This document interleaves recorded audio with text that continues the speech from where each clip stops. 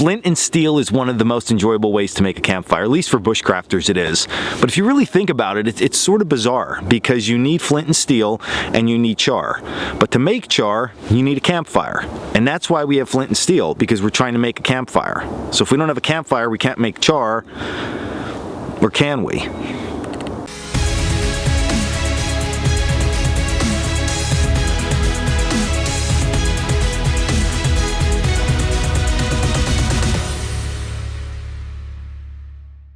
So today's video is about char, per se, I guess. It's about an alternative to char, because once you start making flint and steel and you make your char, a question that you're probably gonna ask is, well, what if I don't have char?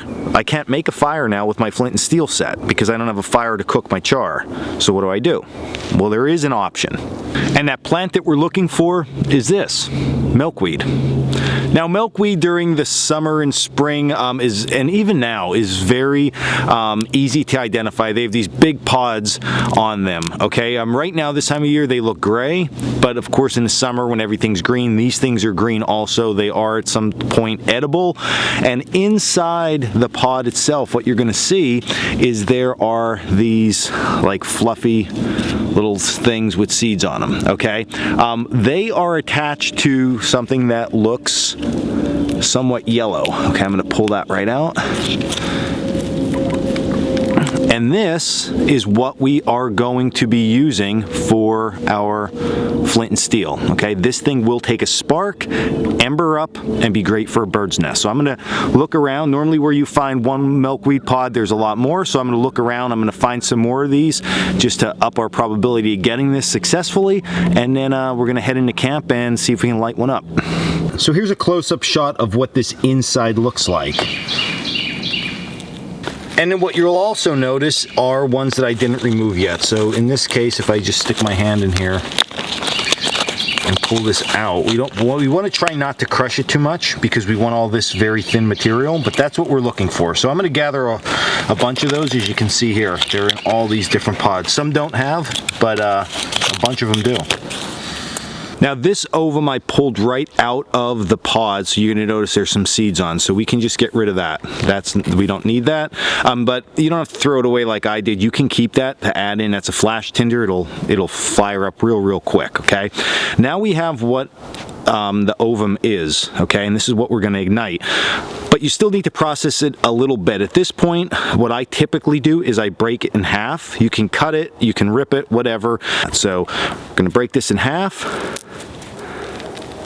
just like that.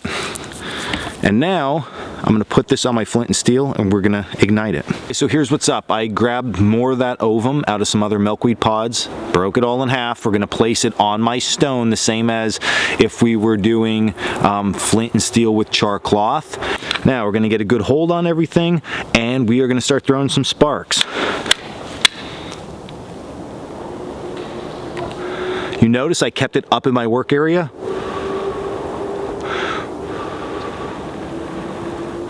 Because it's more delicate of a source. So I need to be able to give it oxygen to keep it burning.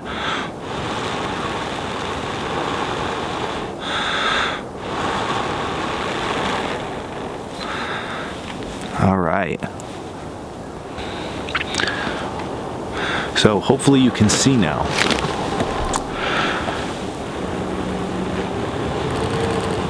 So at this point, of course, I'd want to transition this over to my bird's nest and maybe add more ovum. Don't lose any. Ugh, don't want to do that. And